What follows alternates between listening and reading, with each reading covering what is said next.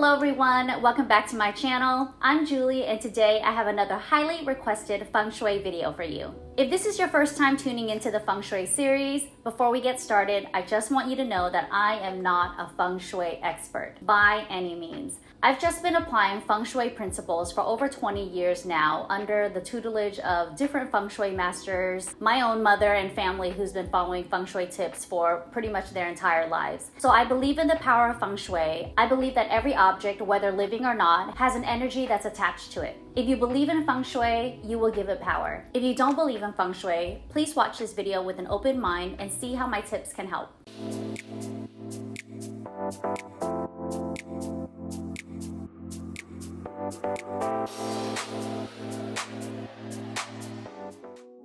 This video is all about installing cures for cosmetic and structural home issues that you cannot change in feng shui. A lot of these issues might deal with remodeling efforts, which, let's be honest, not everyone has the ability, the budget, the time, the effort to remodel or renovate their homes merely to follow feng shui. But what you do have the ability to do is incorporate feng shui cures to counteract these negative issues that could potentially block the good qi that's coming into your home. Before we get started, please take a moment to like this video, give it a thumbs up, comment below, and subscribe to my channel if you haven't already. Let's talk about the most common issue that I see. The stairs are facing the front door. The front door is considered the mouth of your home. It's where qi enters, manifests, and influences the occupants that live in the home. The staircase plays such an important role in moving qi around the house. When you have a staircase that's facing the front door, qi comes into your home and rushes right up the stairs. It doesn't have a moment to land on your first level, meander around, and give the home positive energy. When you have this instance, qi bypasses the entire home. Auspicious qi doesn't flow through the first level, causing an imbalance in the home. So if you have this condition in your home, the first thing you could do is install some sort of crystal lighting, a pendant or a chandelier above the foyer in your home.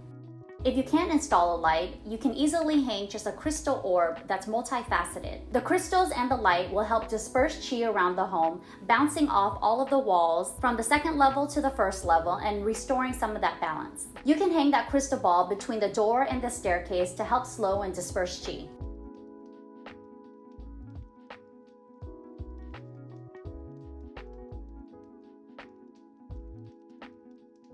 If you have a landing in the front door, this is an opportune time for you to try to block that qi and help it meander around the first floor. You can do this with a really slim entry console, a piece of furniture, or even some plants low to the ground. This will help qi move through the space without rushing upstairs right away.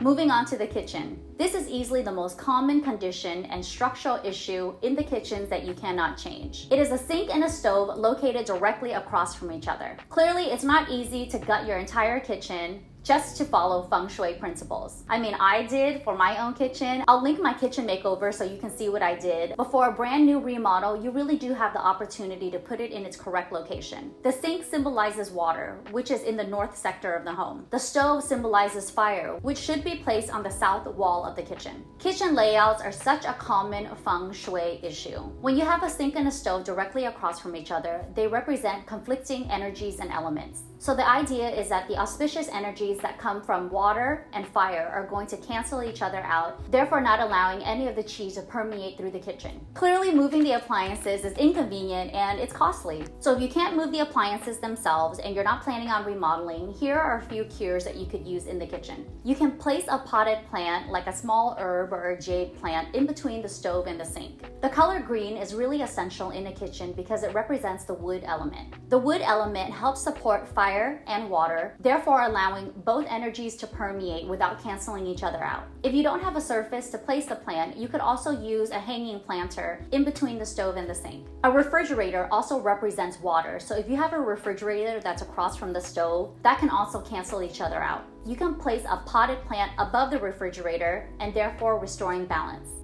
The best location for the sink and the stove is not directly across from one another, but at a diagonal angle. My stove and sink is diagonal from each other. It's actually one cabinet off, and I designed it that way so that the stove could be on the south firewall, and the sink can be on the north water wall. In order to allow those elements to really energize the kitchen, I also placed a metal island in between the two appliances to help the energies retain its power. To bounce back the energies, you could also place a small mirror on the stove wall just so that it doesn't amplify the fire element. The mirror element will reflect the water so it doesn't cancel the fire out. A stainless steel appliance can have the same effect as a mirror if you didn't want to place a mirror right on your stove. Here's where that crystal comes in again. You could also hang a crystal from the ceiling in between the two elements to help disperse that chi. You could also install a 6 hollow rod wind chime suspended in between both appliances, the stove and the sink. If your kitchen is located in the eastern sector of your home, that metal could also help soak up the opposing chi and balance the elements out.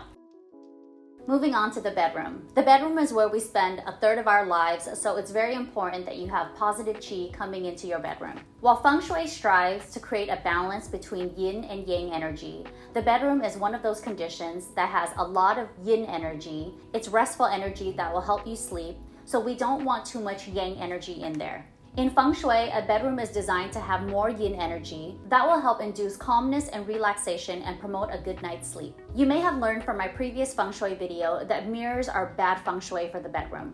Mirrors bounce around too much active energy. If you want to learn more, I'll link the video how to use mirrors in Feng Shui here. A TV in the bedroom is also a Feng Shui no. Technology in general is not good for the bedroom. There's too much active yang energy and it disrupts your sleep. TVs in the bedroom are also known as a black mirror because sometimes that reflects your bed and it's almost like introducing another energy in the space. Removing the television from your bedroom actually promotes better sleep and more rest. But I am guilty of having a television in my bedroom. You guys have seen my bedroom makeover. I've gotten to the point where I'm so used to it. I actually decompress better falling asleep to like my favorite shows, but in the beginning it wasn't that way. So if you absolutely have to have a TV in the bedroom, here are some common things that you can do to counteract that yang energy. You could cover the television at night with a light scarf, a towel, or a blanket. You could place the TV inside an armoire that has cabinet doors, and then you can simply close the cabinet doors at night. You can also source or custom make a cabinet specifically for the television. I've seen a ton of these cabinets sold online and they're rather inexpensive. I think you could get like a really good one for like a 42-inch for under a couple $100s. I'll link some below so you can take a look and see if that's a good fit for you.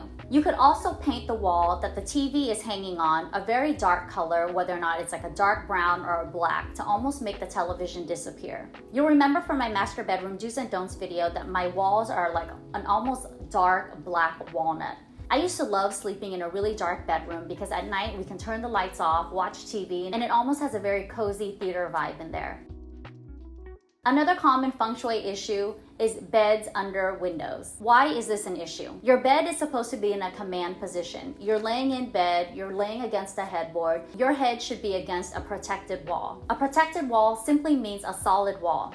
There's no doors, there's no windows. The reason why it's bad Feng Shui to have a bed located directly underneath a window is that the chi is moving in and out of that passage. You'll remember that your bedroom is supposed to be a calming, relaxing space. If you constantly have chi moving back and forth out of the window, behind you or above you, it's going to disrupt your rest. You can combat this issue by installing heavy drapery or window treatments right behind your bed. So every night you need to close the curtains or those heavy drapery panels, and that will further help protect that wall. You could also specify a tall or substantial headboard. What you're looking for is a sturdy headboard, something that's solid to rest your head against. No metal slats, no wood slats, no openings. You just want something solid. You could source a tall upholstered headboard just for this purpose.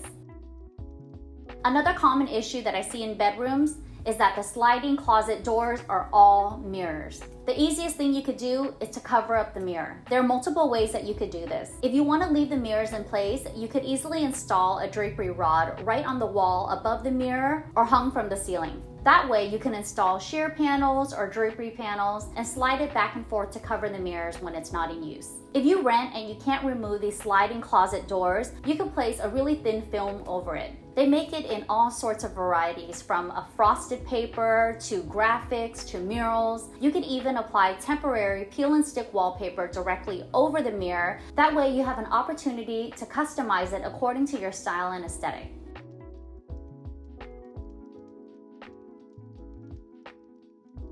Let's move outside the house. One of the most common issues I see in feng shui exteriors is when your front door is facing a street that comes right into your home. So imagine you're opening up your front door. Just look outside. Is there a street that's coming directly towards you? It might stop at a T, but that oncoming street is headed straight for your front door. The issue in this case is that the negative chi, in the form of a poison arrow, is coming straight to your house without twisting or turning. You can block this poison arrow or deflect it so your home and front door can be protected. If you want to place a structure or a barrier to block it, you can plant a hedge or a row of trees in front of your home to block that oncoming energy. You might be asking, do those hedges need to be large or tall? The taller the barrier, the more protection you're going to get. But honestly, a low barrier or a low hedge is better than nothing. You could also place planters or low cement blocks. Anything that acts as a barrier or a screen is going to help block that poison arrow.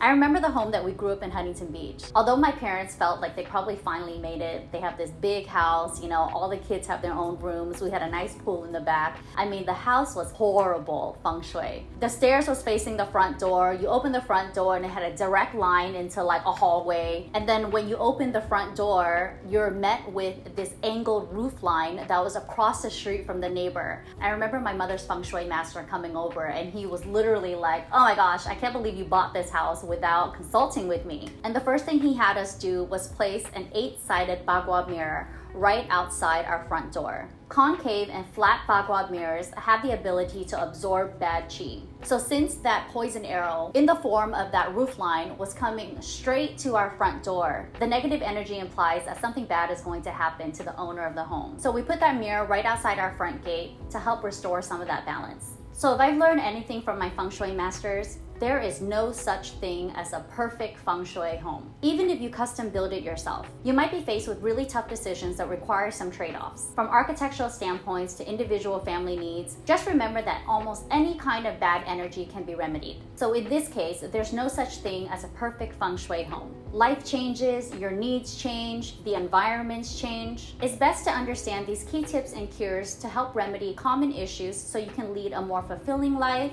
a more positive life that's healthy and uplifting.